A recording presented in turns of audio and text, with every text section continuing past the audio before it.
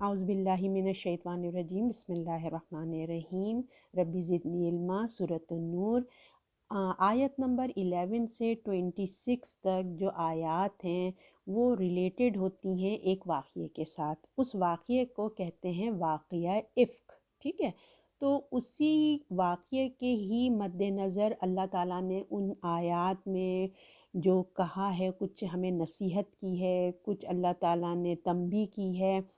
تو یہ جو واقعہ افک ہے وہ بی بی عائشہ کے واقعے کو کہا جاتا ہے، جو منافقوں کے ایک گروہ نے بی بی عائشہ پہ جھوٹا الزام لگایا تھا، نعوذ باللہ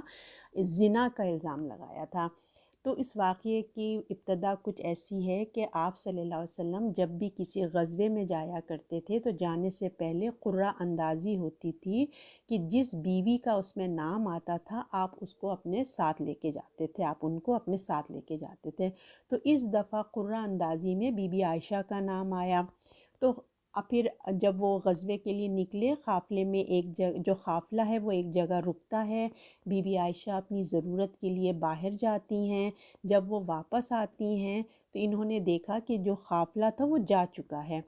تو اب وہ صحرا میں اکیلے رہ جاتی ہیں، ڈیزرٹ میں اکیلے رہ جاتی ہیں، تو وہ اس جگہ ہی رک جاتی ہیں۔ اس وقت یہ ہوا کرتا تھا کہ جب قافلہ جایا کرتا تھا نا تو ایک آدمی پیچھے پیچھے آیا کرتا تھا تاکہ قافلے کی جو چیزیں گر گئی ہیں ان کو وہ سمیٹتے ہوئے آیا کرتے تھے۔ تو جب وہ صحابی پیچھے سے آتے ہیں، انہوں نے دیکھا کہ کوئی صحرا میں لیٹا ہوا ہے تو انہوں نے زور سے انا للہ و انا الیہ راجعون کا، تو ان کی آواز سے بی بی عائشہ جاگ گئی۔ انہوں نے پہچان لیا، صحابی نے پہچان لیا کہ یہ رسول اللہ کی زوجہ ہیں، کیونکہ جو انہوں نے پردے کے احکامات سے پہلے انہوں نے بی بی عائشہ کو دیکھا ہوا تھا۔ تو جب بی بی عائشہ کو وہ لے کر مدینے پہنچے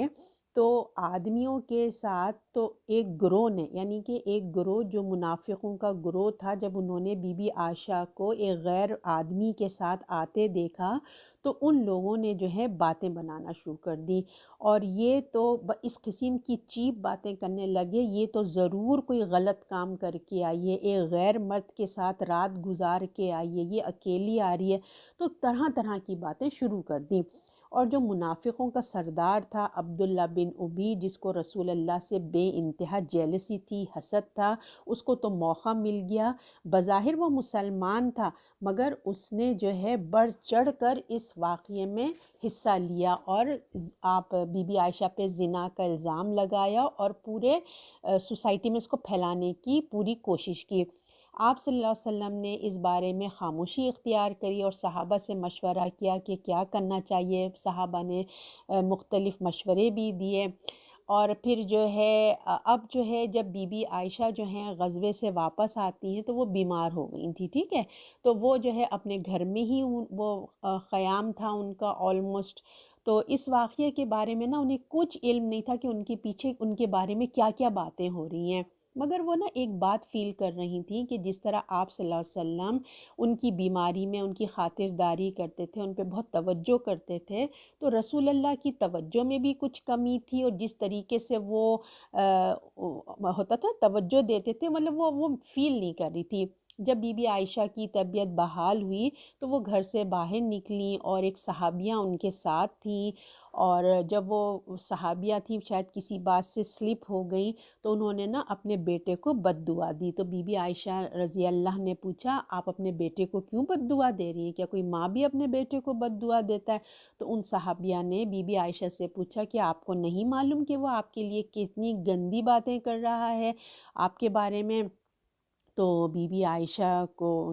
بہت سرپرائز ہوئی کہ کیا بات ہے بھائی، کیا کریں؟ تو انہوں نے تمام تفصیل جو ہے وہ بی بی عائشہ کو بتائی۔ تو اس کے بعد تو بی بی عائشہ کو تو کہتے ہیں نا جیسے سکتہ ہی طاری ہو گیا، وہ سب کام وام چھوڑ چھاڑ وہ اپنے گھر واپس آ گئی اور رسول اللہ سے اجازت مانگی اور اپنے ماں باپ کے گھر چلے گئی۔ اپنے ماں باپ سے جا کے اس بات کو کنفرم کیا، اور پھر تو آپ جانتے ہوں گے کہ ان کی کیا کنڈیشن ہوگی، ان کا تو رو رو کے ہی برا حال ہو گیا تھا۔ کہتے ہیں 2 راتیں 1 دن ایسے روتے روتے گزر گیا۔ تو اسی حالت میں آپ صلی اللہ علیہ وسلم تشریف لاتے ہیں، آپ اللہ کی تعریف بیان کرتے ہیں اور فرماتے ہیں کہ بی کہتے ہیں عائشہ اب بات یہ ہے کہ مجھے آپ کے بارے میں ایسی باتیں سننے کو ملی ہیں، اگر تم بے قصور ہو تو اللہ آپ کے لیے جو نا ضرور کوئی برات یعنی کہ کوئی نہ کوئی ذریعہ نکال دے گا، آپ کی سچائی بیان کر دے گا۔ اگر تم سے کوئی غلطی ہو گئی ہے، کوئی گناہ ہو گیا ہے تو اللہ سے معافی مانگ لو، اللہ توبہ قبول کرتے ہیں اپنے بندے کی جب انسان معافی مانگتا ہے۔ تو بی بی عائشہ نے اپنے ماں باپ سے کہا کہ آپ رسول اللہ صلی اللہ علیہ وسلم کا جواب دیں، مگر ان کے ماں باپ جو ہیں انہوں نے خاموشی اختیار کی، انہوں نے کہا ہماری سمجھ میں نہیں آ رہا ہے کہ ہم کیا جواب دیں۔ تو بی بی عائشہ نے جواب دیا کہ یہ بات جو ہے نا آپ لوگوں کی سنتے سنتے نا آپ کے دماغوں میں بیٹھ گئی ہے، آپ نے اس کو بالکل سچ سمجھ لیا ہے۔ اگر میں یہ کہوں نا کہ میں بے گناہ ہوں تو آپ اس کو جو ہے نا سچائی نہیں مانیں گے، اور اگر میں اعتراف کر لوں گی کہ نعوذ باللہ میں نے یہ گناہ کیا ہے، حالانکہ اللہ جانتا ہے کہ میں بے گناہ ہوں، مگر آپ لوگ نا اس کو سچ نہیں مانیں گے۔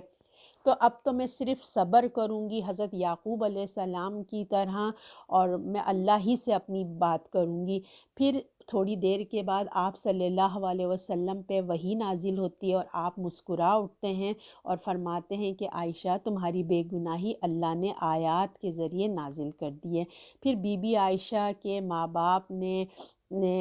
کہا کہ رسول اللہ کا شکریہ ادا کرو۔ بی بی عائشہ نے جواب دیا، کیونکہ بہت ناز اور محبت بھی تھی آپ صلی اللہ علیہ وسلم سے، انہوں نے کہا میں تو صرف اپنے اللہ کا شکریہ ادا کروں گی جس نے میرے لیے تا قیامت تک ایسی آیات نازل کر دی، میں تو سوچ بھی نہیں سکتی تھی۔ میں نے سوچا تھا کہ خواب میں رسول اللہ کو بتا دیا جائے گا، میں تو سوچ بھی نہیں سکتی تھی کہ میرے لیے اللہ تعالیٰ قرآن میں آیات، میری پاک دامنی کے لیے اللہ تعالیٰ جو ہے یہ قرآن کی آیات نازل کر دیں گے۔ تو یہ ہے واقعہ اس سے ہی ساری جو آگے کی آیات ہیں وہ ریلیٹ کرتی ہیں۔ صدق اللہ العظیم۔ باللہ من الشیطان الرجیم، بسم اللہ الرحمن الرحیم، ربی زدنی علما، سورۃ النور۔ انشاءاللہ تعالیٰ آج ہم آیت نمبر 11 سے 20 تک جائیں گے۔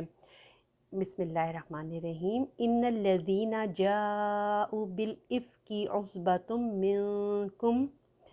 جیسے کہ آپ کو میں نے بتایا تھا واقعہ افک، اسی سے ریلیٹڈ یہ آیات ہیں۔ آیت نمبر 11 اللہ تعالیٰ فرماتے ہیں جن لوگوں نے یہ طوفان برپا کیا ہے وہ تمہارے اندر ہی کی ایک جماعت ہے، تم اس کو اپنے حق میں برا نہ سمجھو بلکہ یہ تمہارے لیے بہتر ہے۔ ان میں سے ہر آدمی کے لیے وہ ہے جس نے جتنا گناہ کمایا، اور جس نے اس میں سب سے بڑا حصہ لیا اس کے لیے بڑا عذاب ہے۔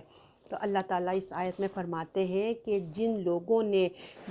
یہ طوفان برپا کیا ہے، یعنی کہ منافقین جنہوں نے یہ طوفان برپا کیا تھا، اور جو منافقین ہوتے ہیں نا وہ مسلمانوں میں سے ہی ہوتے ہیں، ان کا ایک گروہ نے، اور مومنوں کے صرف 3 لوگ تھے جو اس میں شامل تھے جنہوں نے اتنی بڑی بات منہ سے نکالی۔ تو اللہ تعالیٰ فرماتے ہیں کہ تم ان کو اپنے حق میں برا نہ سمجھو، یعنی کہ مسلمانوں تم اس کو اپنے حق میں برا نہ خیال کرو۔ یقیناً بہت تکلیف دہ بات ہے آپ صلی اللہ علیہ وسلم کی بیوی پہ تہمت لگ جانا، مگر اللہ کی سنت ہے کہ اللہ تعالیٰ ہر شر میں سے خیر کو نکالتے ہیں۔ اور دیکھیے اس واقعے سے جو خیر باہر آیا ہے وہ بی بی عائشہ کی پاک دامنی کے لیے آیات نازل ہو گئیں، اور پھر جو ہے معاشرے میں اللہ تعالیٰ نے اتنے فلاح اور بہبود کے احکامات جاری کر دیے۔ حالانکہ دیکھیے آپ صلی اللہ علیہ وسلم کا ایک اشارہ کافی تھا کہ ان کا سر قلم کر دیا جائے جنہوں نے یہ بہتان باندھا تھا، مگر آپ صلی اللہ علیہ وسلم نے پورے 1 مہینہ انتظار کیا وحی آنے کا۔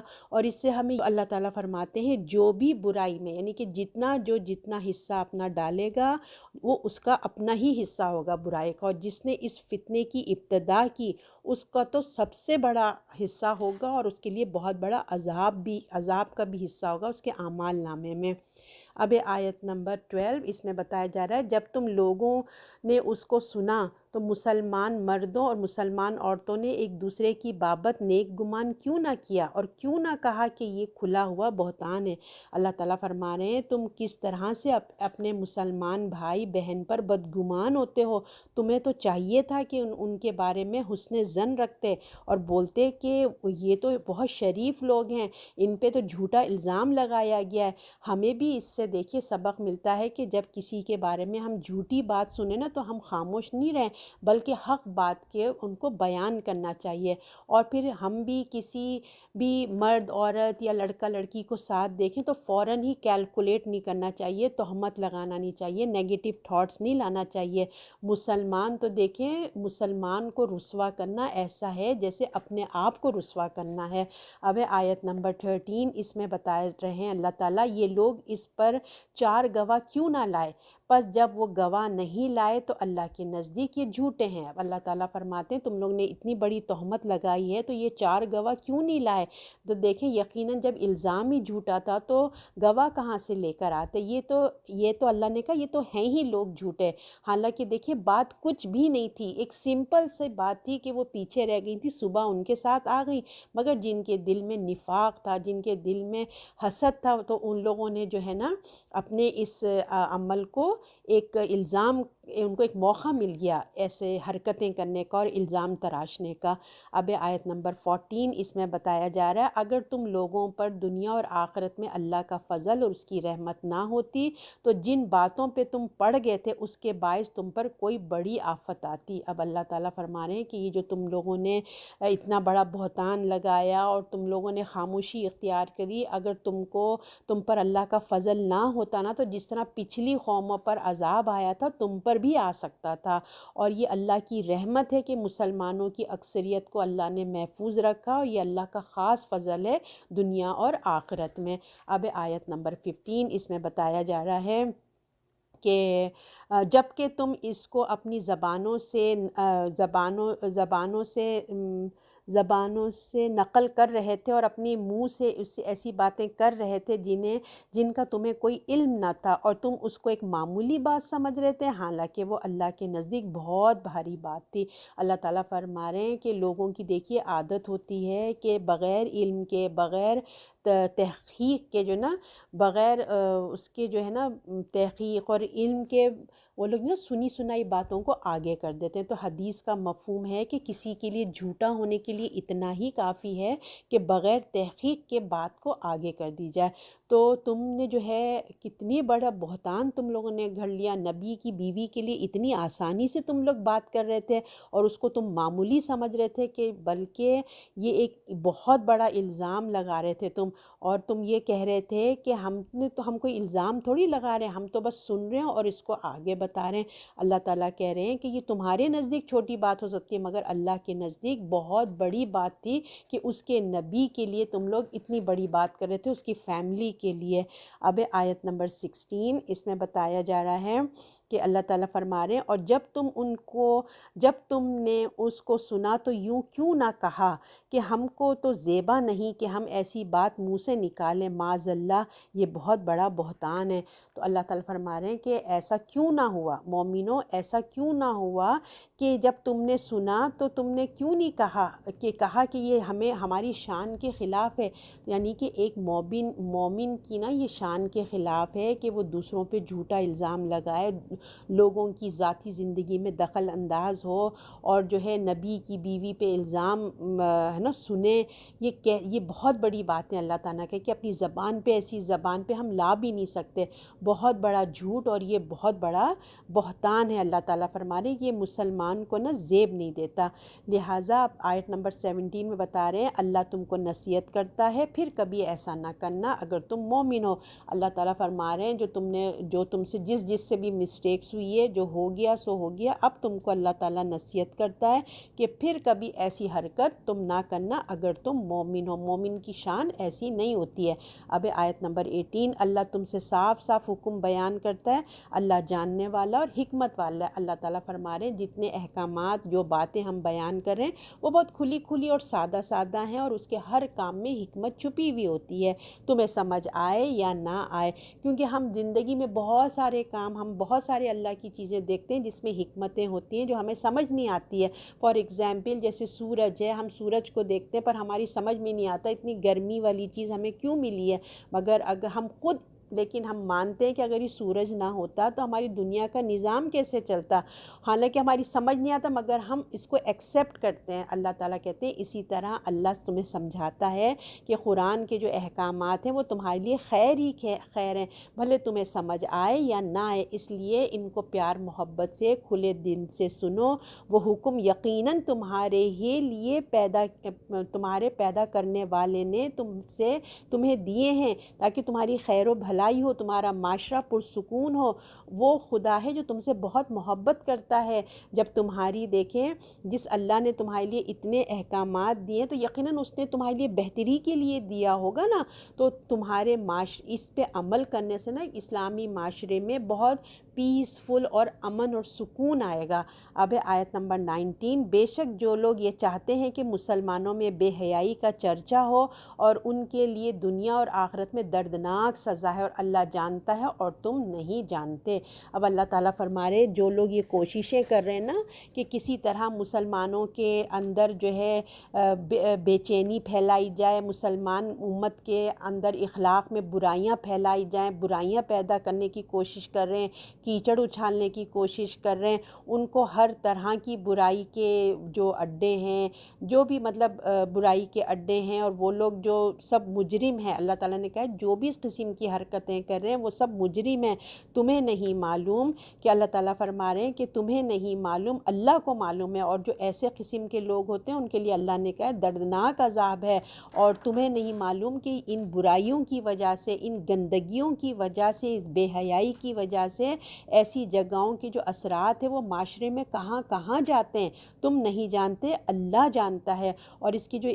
نقصانات کہاں کہاں پہنچتے ہیں اس کو اللہ خوب جانتا ہے۔ تو اس لیے اللہ تعالیٰ کہہ رہے ہیں اللہ پہ اعتبار کرو، تمہیں یقین آئے نہ آئے، اگر تم اس بات پہ یقین کر لو گے نا کہ اللہ جو کرتا ہے وہ بہتر کرتا ہے، اس سے کیا ہوگا، تمہیں عمل کرنے پہ آسانی ہوگی۔ اور جن چیزوں کو دیکھیے اللہ تعالیٰ مٹانے یا ختم کرنے کا حکم دیتا ہے وہ کرو، اس لیے کہ اس میں تمہاری ہی بھلائی چھپی ہوئی ہے۔ اب آیت نمبر 20 یہ لاسٹ ہے، اس میں کہا جا رہا ہے کہ اگر تم پر اللہ کا فضل اور اس کی رحمت نہ ہوتی تو یہ کہ اللہ نرمی کرنے والا، رحمت کرنے والا ہے، تو یہ اللہ کی رحمت ہے، یہ اللہ تعالیٰ کا فضل ہے جو اللہ تعالیٰ بار بار اگر آپ نوٹ کریں گے نا تو اللہ تعالیٰ آپ دیکھیں بار بار ہمیں یہ یاد دہانی کرا رہے ہیں کہ اللہ تعالیٰ جو ہے تم پہ بہت فضل کر رہا ہے۔ اللہ کا فضل ہے کہ جس نے تم کو ان تمام چیزوں سے بچایا ہے اور تم پہ رحم کر رہا ہے اور تم کو ہر برائی اور شر سے بچانے کے لیے احکامات دے رہا ہے، یہ اللہ تعالیٰ کا فضل ہے۔ اور اللہ تعالیٰ ہمیں اس احکامات پہ سن کے سمجھ کے عمل کی توفیق عطا فرمائے اور اس کو آگے پہنچانے والا بھی بنائے۔ صدق اللہ العظیم۔